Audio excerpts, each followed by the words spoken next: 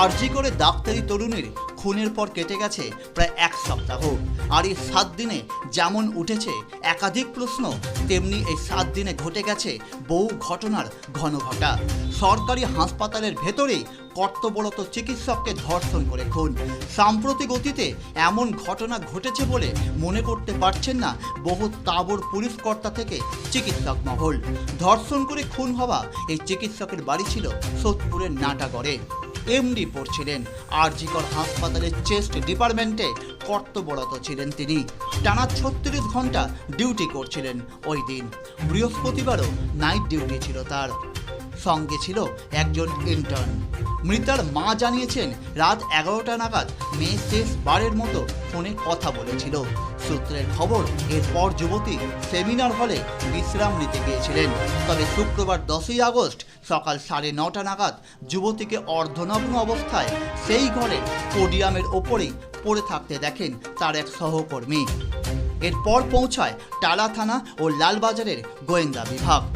ধর্ষণ ও খুনের ঘটনা প্রকাশ্যে আসতেই উত্তাল হয়ে ওঠে গোটা আরজিকর চত্বর। প্রাথমিক তদন্তে ইঙ্গিত রাত 3টে থেকে ভোর 6টা, এই 3 ঘন্টার মধ্যেই খুন হয়েছেন ওই চিকিৎসক। এরপর এমডি পড়ুয়া থেকে শুরু করে পোস্ট গ্র্যাজুয়েট ট্রেনি পড়ুয়ারা, এমনকি সমস্ত জুনিয়র ডাক্তারও কর্মবিরতি শুরু করেন। অচল হয়ে পড়ে স্বাস্থ্য পরিষেবা। তবে 24 ঘন্টার মধ্যেই মহিলা চিকিৎসককে ধর্ষণ ও খুনের ঘটনায় অভিযুক্তকে গ্রেপ্তার করেন কলকাতা পুলিশের স্পেশাল ইনভেস্টিগেশন টিম। ধৃতের নাম সঞ্জয় রায়, বয়স 31 বছর। কলকাতা পুলিশের সিভিক ভলেন্টিয়ার সঞ্জয়ের বাড়ি ভবানীপুরে। কিন্তু কে এই সঞ্জয় রায়? জানা যাচ্ছে ভবানীপুরে সরুগড়িতে এক কামরার ছোট্ট ঘর। স্যাঁতস্যাঁতে ঘরে বসে কেঁদে চলেছেন ধৃত সঞ্জয় রায়ের মা মালতী রায়। পাড়া প্রতিবেশীরা বলছেন সঞ্জয় মোটেই ভালো ছেলে ছিল না, নেশা করত, এর ওর থেকে টাকা ধার করত। তবে 6-7 মাস বাড়ি আসেনি। সঞ্জয়রা 4 বোন ও 1 ভাই। তার এক দিদি পুলিশে চাকরি করেন। তবে এক প্রতিবেশী বলছেন সঞ্জয়ের ছিল 4 থেকে 5টি বিয়ে। তবে চতুর্থ স্ত্রী ব্লাড ক্যান্সারে মারা যায়। পুলিশ সূত্রে খবর, সঞ্জয়ের ফোনে বিকৃত যৌনাচারে বহু ভিডিও পাওয়া গেছে। তা থেকে তদন্তকারীরা অনুমান করছেন নেশা ছাড়াও বিকৃত যৌন লালসা রয়েছে অভিযুক্তের। সঞ্জয়ের বিরুদ্ধে রয়েছে আরও বিস্ফোরক অভিযোগ। নিয়ম ভেঙে সে থাকত সল্টলেকের 4th ব্যাটালিয়নের পুলিশ কোয়ার্টারে। কিন্তু কিভাবে, প্রশ্ন থাকছে। অন্যদিকে 3 মাস আগেও এক জুনিয়র চিকিৎসককে শ্লীলতাহানির অভিযোগ ওঠে এই সঞ্জয়ের বিরুদ্ধে।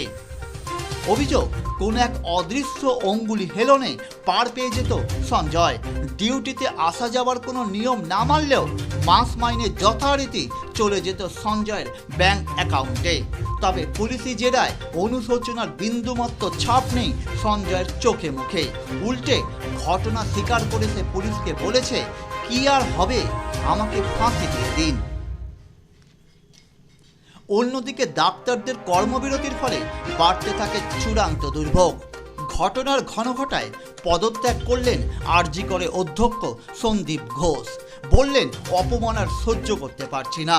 এখন প্রশ্ন হচ্ছে, অপমাননা সহ্য করতে পারছেন না, কিন্তু ছাত্রছাত্রীদের আপনার বিরুদ্ধে এত বেনিয়মের অভিযোগ কেন? তাহলে কি ইস্তফা দিয়ে এক প্রকার পালিয়ে বাঁচার চেষ্টা করলেন আরজিকরে প্রাক্তন অধ্যক্ষ?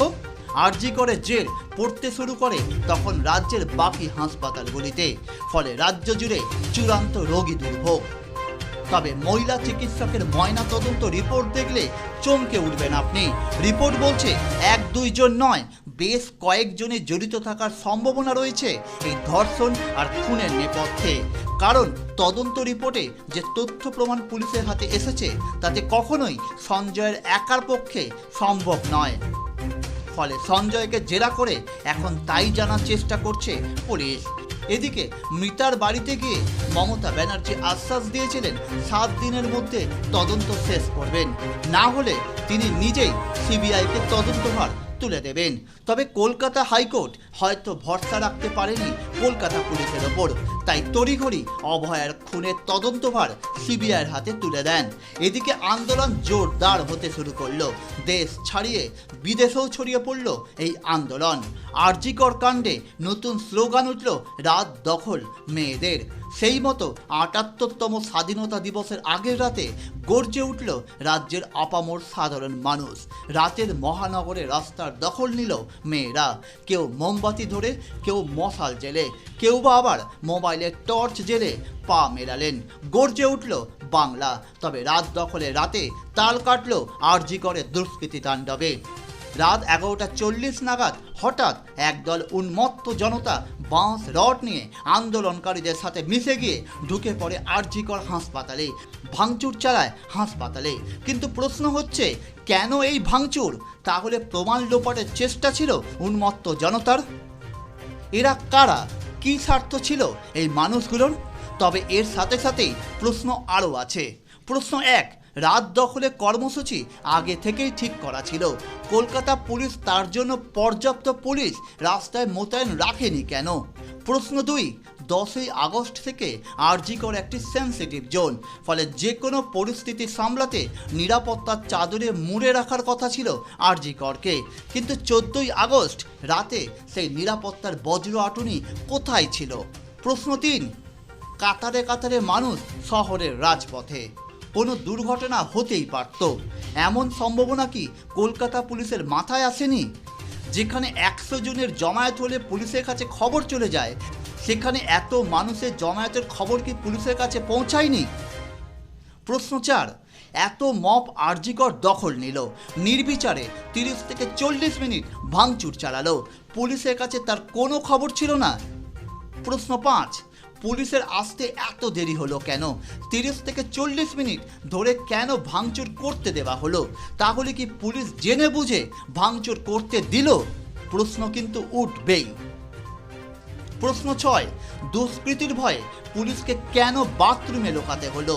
পুলিশ কমিশনার বলছেন এত মব এলে পুলিশ কি করবে? সত্যিই তো, পুলিশ কি করবে? পুলিশের কি সত্যিই কিছু করার ছিল না? সত্যি হাস্যকর যুক্তি। কমিশনার সাহেব, বিশাল মব আরজি করের দিকে এগিয়ে আসছে, এরপরও কেন পর্যাপ্ত পুলিশের ব্যবস্থা করেননি আপনি? তাহলে কি পুলিশের ইন্টেলিজেন্স পুরোপুরি ব্যর্থ? প্রশ্ন একাধিক, কিন্তু উত্তর মিলবে কি? তবে কলকাতা হাইকোর্টে ভর্ৎসনার মুখেও পড়তে হয়েছে কলকাতা পুলিশকে। সায়নদের রিপোর্ট, টার্গেট নিউজ, কলকাতা।